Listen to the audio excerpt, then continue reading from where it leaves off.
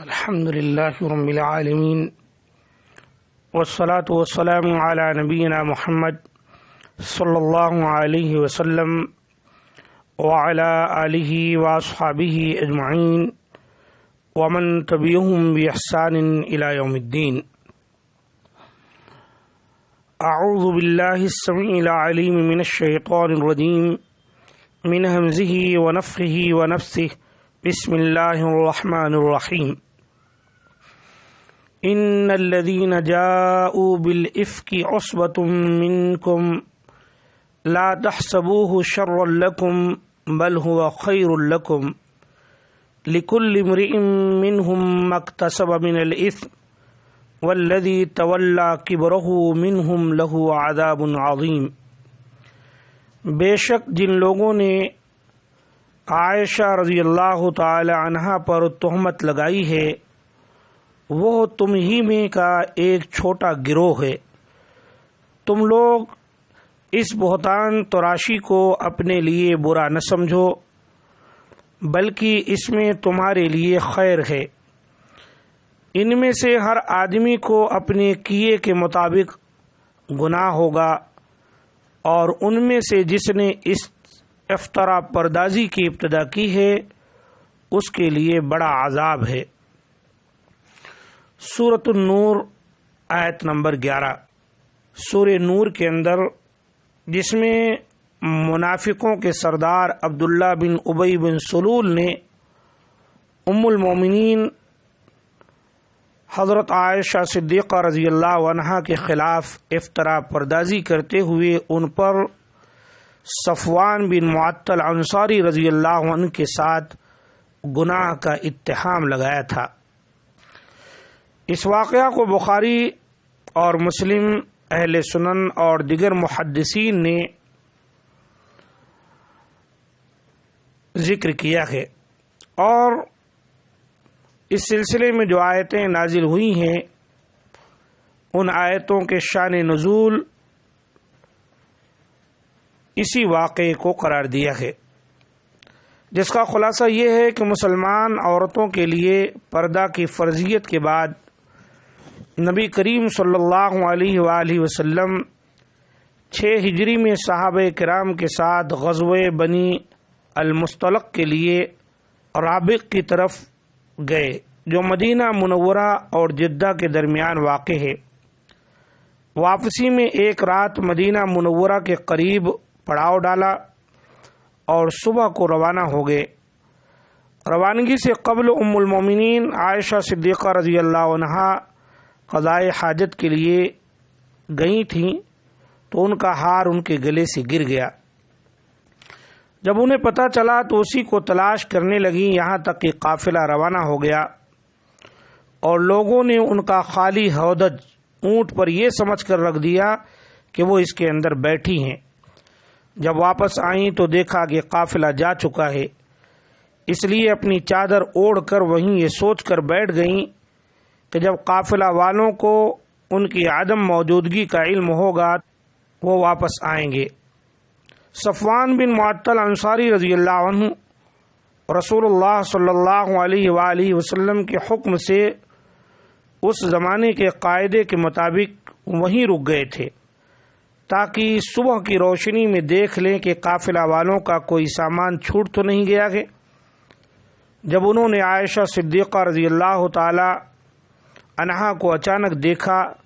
تو انا للہ و انا الیہ راجعون پڑھے اور اپنا اونٹ ان کے قریب لا کر بٹھا دیا. عائشہ رضی اللہ عنہا اس پر سوار ہو گئیں اور صفوان اونٹ کو ہانکتے ہوئے چل پڑے. جب قافلہ کے پاس پہنچے تو منافقوں کے سردار عبداللہ بن ابی نے فوراً موقع سے فائدہ اٹھاتے ہوئے کہا کہ آج یہ بچ کر نہیں آئی ہے، اور اس بات کو اس نے خوب ہوا دی. اور صحابہ و صحابیات میں سے 4 آدمی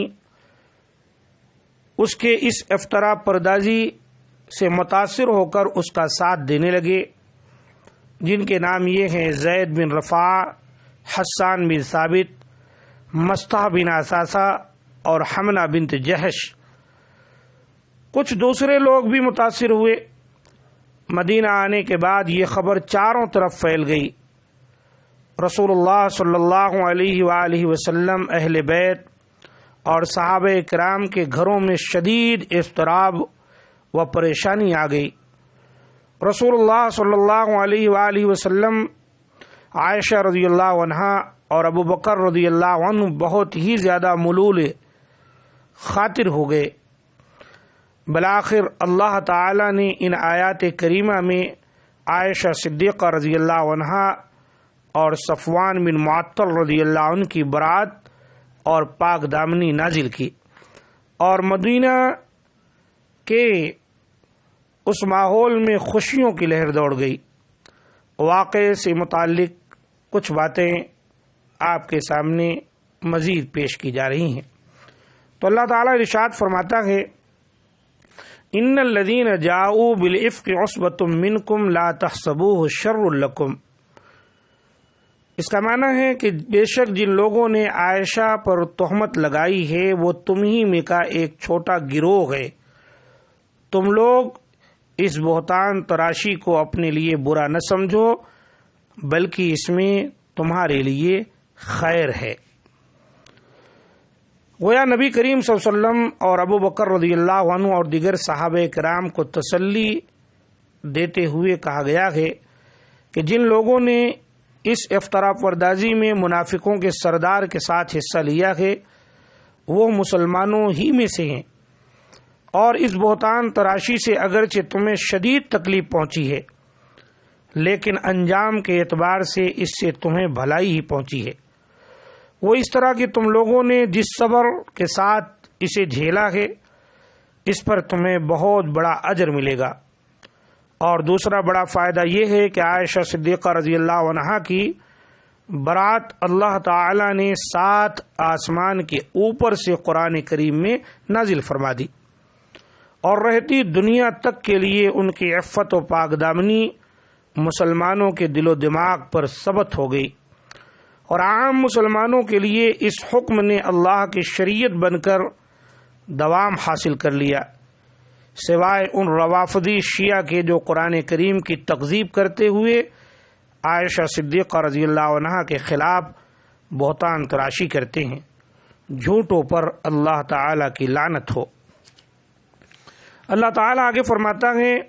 لِكُلِّ امْرِئٍ مِّنْهُمْ مَا اكْتَسَبَ مِنَ الْإِثْمِ وَالَّذِي تَوَلَّى كِبْرَهُ مِنْهُمْ لَهُ عَذَابٌ عَظِيمٌ۔ ان میں سے ہر آدمی کو اپنے کیے کے مطابق گناہ ہوگا،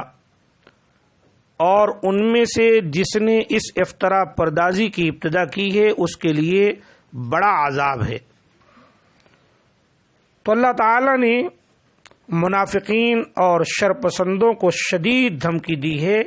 اس حصے میں، اور جن صحابہ کرام نے ابتدا سے ہی اس کی تکذیب کی ان کی تعریف کی گئی ہے۔ اللہ تعالی نے فرمایا کہ جن لوگوں نے اس بہتان تراشی میں حصہ لیا ان سب کو اس کا گناہ ملے گا، اور جس نے اس کی ابتدا کی یعنی عبداللہ بن ابی بن سلول اور خوب بڑھ چڑھ کر اس کے پھیلانے میں حصہ لیا اس کے لیے اللہ نے دردناک عذاب تیار کر رکھا ہے۔ آگے اللہ رب العزت ارشاد فرماتا ہے آیت نمبر 12 میں، لولا اذ سمعتموه ظن المؤمنون والمؤمنات بانفسهم خيرا وقالوا هذا افک مبین۔ جب تم لوگوں نے یہ بات سنی تو مسلمان مردوں اور عورتوں نے اپنے ہی جیسے مسلمان مردوں اور عورتوں کے بارے میں اچھا گمان کیوں نہیں کیا، اور کیوں نہیں کہہ دیا کہ یہ تو کھلم کھلا بہتان ہے۔ اللہ تعالی نے یہاں پر مسلمانوں کی دینی اور اخلاقی تربیت کی ہے، اور انہیں احساس دلایا ہے کہ تمام مسلمان آپس میں بھائی بھائی ہیں اور عورتیں ان کی بہنیں ہیں، اور اسلام ان سے تقاضا کرتا ہے کہ جس طرح ان میں کا ہر ایک اپنے آپ کو پاک دامن سمجھتا ہے تو دوسروں کے بارے میں بھی ان کا ایسا ہی گمان ہونا چاہیے، اور اگر کوئی بدطینت منافق ان میں سے کسی کے خلاف کوئی افطرا کرتا ہے تو اس کی تصدیق نہیں کرنی چاہیے، بلکہ اسی وقت اس کی تردید کر دینی چاہیے اور کہہ دینا چاہیے کہ ھذا افک مبین، کہہ دینا چاہیے کہ یہ ایک مسلمان بھائی یا بہن کے خلاف بہتان تراشی ہے۔ اور بالخصوص جو افطرا پردازی نبی کریم صلی اللہ علیہ وآلہ وسلم کی طاہرہ اور پاکیزہ بیوی سے متعلق ہو، اس کے لیے تو مسلمانوں کے دل و دماغ میں جگہ ہونی ہی نہیں چاہیے۔ اللہ تعالی آگے فرماتا ہے لولا جاءوا علیہ باربعۃ شہداء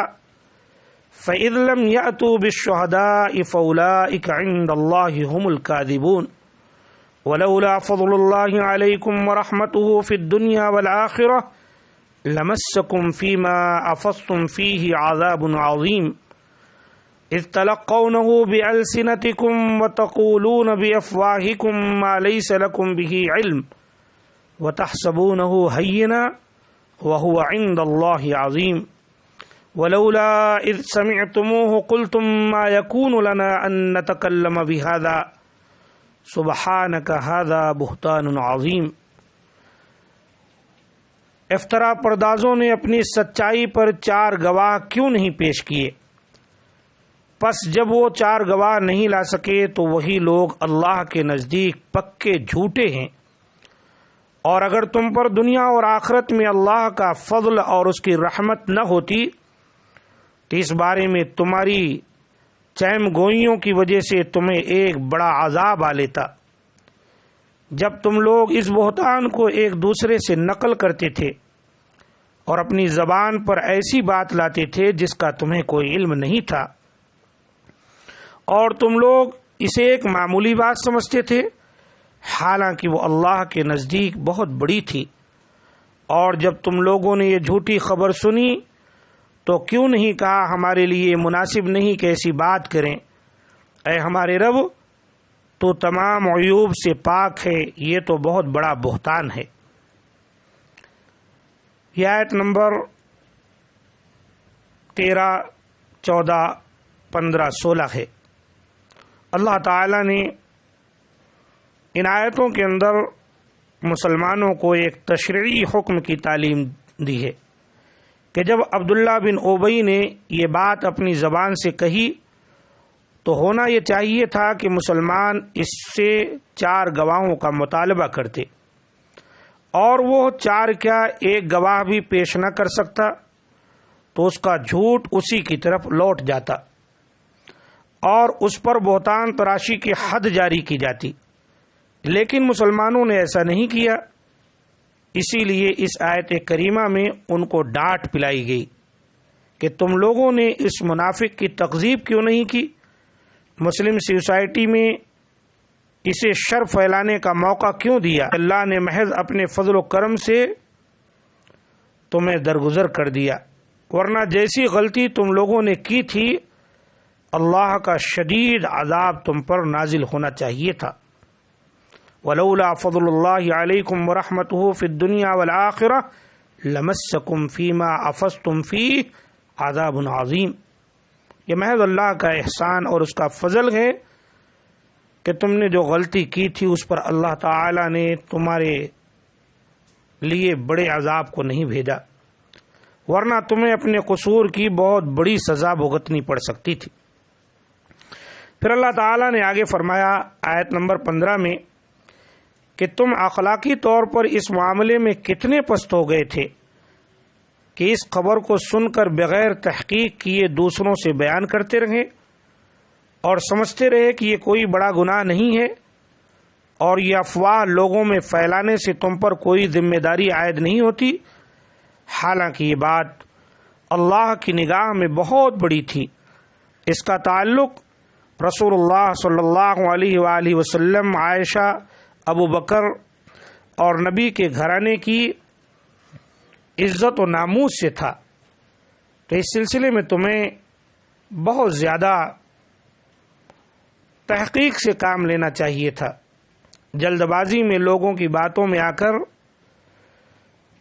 ایسی باتوں کو پھیلانا نہیں چاہیے تھا۔ آگے اللہ رب العزت نے آیت نمبر 16 میں فرمایا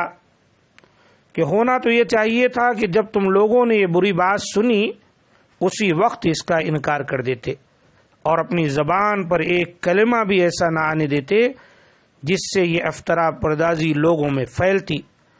اور صاف کہہ دیتے کہ یہ نبی کی عزت و ناموس کے خلاف ایک سازش اور افطرا پردازی۔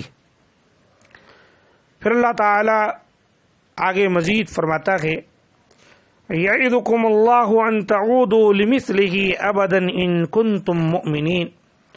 ویبین اللہ لکم الآیات واللہ علیم حکیم ان الذین یحبون ان تشیع الفاحشة فی الذین آمنوا لهم عذاب علیم فی الدنیا والآخرہ واللہ یعلم وانتم لا تعلمون ولولا فضل اللہ علیکم ورحمتہ وان اللہ رؤوف الرحیم۔ اللہ تمہیں نصیحت کرتا ہے کہ اگر تم مسلمان ہو تو دوبارہ کبھی ایسی غلطی نہ کرنا، اور اللہ تمہارے لیے اپنی آیتوں کو کھول کر بیان کرتا ہے، اور اللہ خوب جاننے والا بڑی حکمتوں والا ہے۔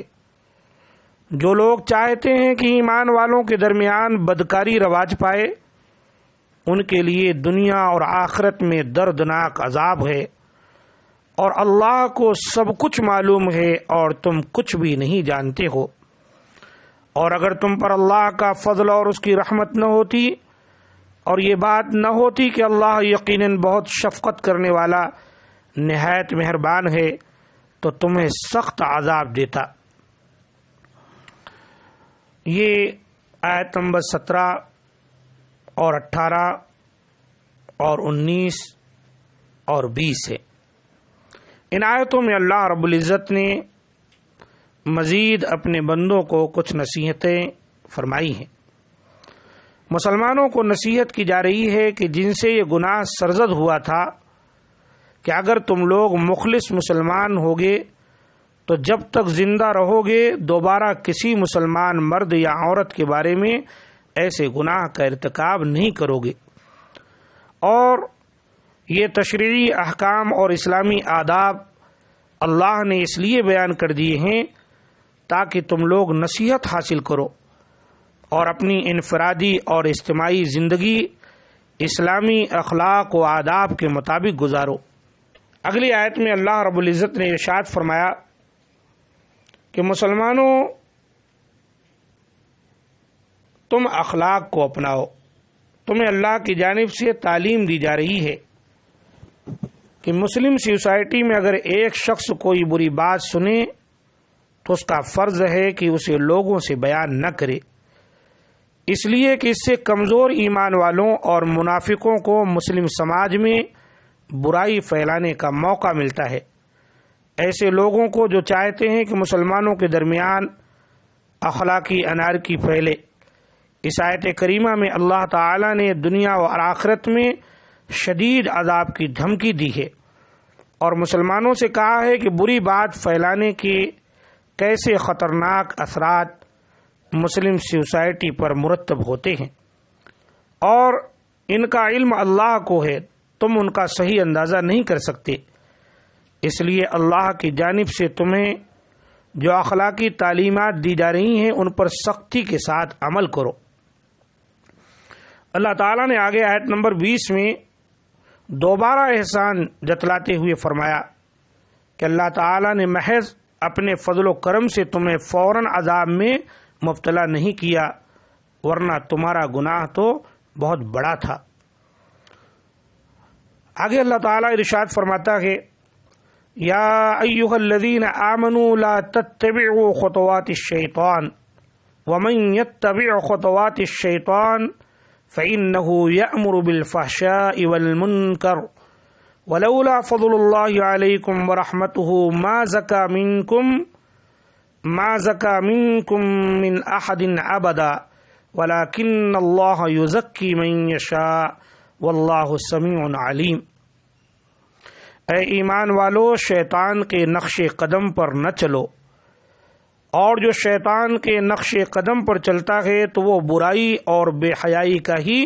حکم دیتا ہے، یعنی شیطان، اور اگر تم پر اللہ کا فضل اور اس کی رحمت نہ ہوتی تو تم میں سے کوئی بھی گناہوں سے پاک نہ ہوتا، لیکن اللہ جسے چاہتا ہے پاک کرتا ہے، اور اللہ خوب سننے والا بڑا جاننے والا ہے۔ آیت نمبر 21۔ یہاں اللہ تعالیٰ مسلمانوں کو تعلیم دے رہا ہے کہ وہ شیطان کے نقش قدم پر چلنے سے بچیں، اس لیے کہ وہ تو ہمیشہ برے کاموں کا ہی حکم دیتا ہے۔ وہ تو چاہتا ہے کہ کچھ لوگ اس کے نقش قدم پر چل کر مسلمانوں کے درمیان برائی کو ہوا دیں، تاکہ مسلم سوسائٹی کی امتیازی صفت ختم ہو جائے اور اس میں برائی کا دور دورہ ہو۔ آیت کے دوسرے حصے میں ان مسلمانوں سے کہا گیا ہے جو محض اللہ کے فضل سے اس بہتان تراشی میں شریک نہیں ہوئے تھے کہ وہ اپنے آپ کو کامل اور بے گناہ سمجھ کر ہر دم ان مسلمانوں کو ملامت نہ کرتے رہیں جن سے یہ غلطی سرزد ہوئی تھی، بلکہ اللہ کے فضل کا اعتراف کریں کہ اس نے انہیں اس گناہ سے بچا لیا۔ اگر اللہ نہ چاہتا تو وہ بھی اس گناہ میں مبتلا ہو جاتے، اس لیے کہ اللہ جس کے لیے خیر چاہتا ہے اسے شیطان کے نرغے میں پڑنے سے بچا لیتا ہے اور عمل صالح کی توفیق دیتا ہے۔ آگے مزید بہت ساری باتیں ہیں جن میں اللہ تعالیٰ نے مسلمانوں کو کچھ باتوں کی تنبیہ کی ہے، لیکن چونکہ وقت ہو گیا ہے اور میں سمجھتا ہوں کہ اس واقعے کی جو اہم باتیں تھیں وہ ہمارے سامنے آ چکی ہیں، اس لیے یہیں پر اس درس کو ختم کرتا ہوں اور اللہ رب العزت سے دعا کرتا ہوں کہ اللہ تعالی ہم تمام کو جو آیتیں پڑھ کر سنائی گئیں اور اس سے متعلقہ جو واقعات بیان کیے گئے اس پر ہمیں سمجھنے اور سمجھ کر اس کے مطابق زندگی گزارنے کی اللہ تعالیٰ توفیق دے، کیونکہ ہم جس معاشرے میں رہتے ہیں ہمارے بھی ارد گرد کبھی کبھی اس طرح کے مسائل پیدا ہو جاتے، تو اللہ تعالیٰ نے مسلمانوں کو جو تعلیم دی ہے کہ ہر سنی سنائی باتوں کے پیچھے پڑ کر کسی کی عزت کو بگاڑنا اور کسی کے تعلق سے غلط خیال کرنا اچھی بات نہیں ہے، بلکہ تحقیق کر لینی چاہیے اور جو اسلامی اصول و ضابطہ ہے اس کے مطابق گواہوں کو پیش کرنے کا مطالبہ کرنا چاہیے۔ اگر کوئی شخص اس سلسلے میں مکمل گواہ نہ پیش کر سکے تو وہ خود جھوٹا ہو جاتا ہے، تو ایک انسان کو چاہیے کہ جلد بازی میں اس طرح کا کام نہ کرے۔ اللہ رب العزت سے دعا ہے کہ اللہ تعالی ہم تمام کو ایسے کاموں سے محفوظ رکھے۔ ھذا ما عندي، سبحان ربک رب العزت عما یصفون وسلام علی المرسلین والحمد للہ رب العالمین۔ السلام علیکم ورحمۃ اللہ وبرکاتہ۔